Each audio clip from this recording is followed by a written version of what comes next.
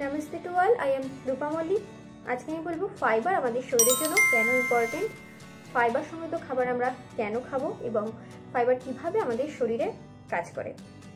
तो एई जोन्नो बोलबो भिडियोटी स्किप ना करे प्रथम थेके शेष अब्दि शुनते थाकुन। फाइबर एकटी नन डाइजेस्टेबल कार्बोहाइड्रेट जा आमादेर शरीरेर एकटी साइलेंट।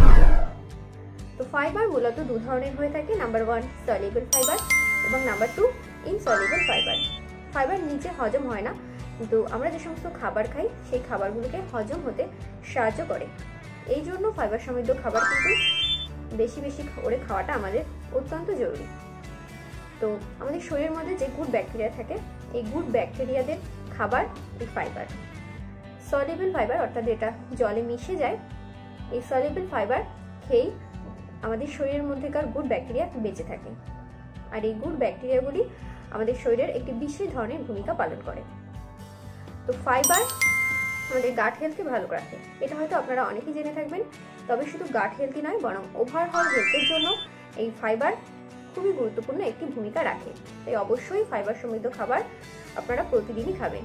তো কতটা পরিমাণ আপনারা খাবেন সেটাও বলে দিচ্ছি, আপনারা নোট করে নিতে পারেন। একজন ফিমেলের ক্ষেত্রে প্রতিদিন 25 থেকে 30 গ্রাম ফাইবার অবশ্যই নিতে হবে এবং মেলের ক্ষেত্রে 30 থেকে 35 গ্রাম ফাইবার অবশ্যই খাওয়াটা প্রয়োজন। তো ফাইবার আমাদের শরীরের ডাইজেস্টিভ যে সিস্টেম রয়েছে, এই পুরো ডাইজেস্টিভ সিস্টেমকে কিন্তু ট্রাভেল করে। তো এই ট্রাভেল করার সময় শরীরের মধ্যে যে টক্সিন থাকে সেগুলোকে নিয়ে বের করতে থাকে, অর্থাৎ যে নোংরা আবর্জনা শরীরের মধ্যে থাকে সেই সমস্ত কিছুকে সঙ্গে নিয়ে এই ফাইবার স্টুলের মাধ্যমে আমাদের শরীর থেকে বাইরে নির্গত করে। তবে শুধু টক্সিনই বের করে না, তার পাশাপাশি আমাদের ব্লাড সেলকেও ভালো রাখে এবং ব্লাড সেলের মধ্যেও যে সমস্ত টক্সিন থাকে সেগুলোকেও কিন্তু বার করে দেয়।